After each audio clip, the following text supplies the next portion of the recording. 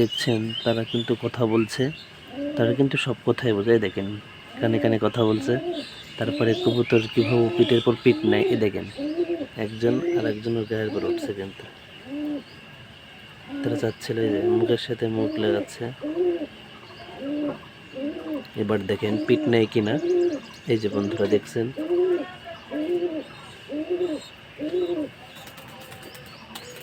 তারা কিন্তু পিঠ নিয়ে নিয়েছে।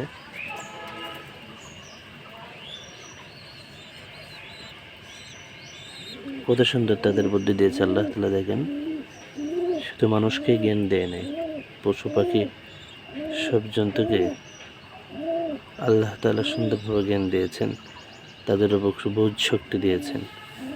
তারা কিছুদিন পরেই ডিম দেবে। তারা পিঠ নিচ্ছে এর আগে একবার, প্রথম ডিমে হয়তো বাচ্চা নাও হতে পারে, পরের ডিমে বাচ্চা হবে অবশ্যই।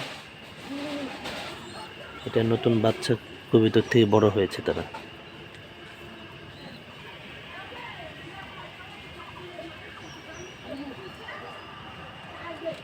প্রিয় দর্শক বন্ধুরা, সাবস্ক্রাইব করে পাশে থাকবেন।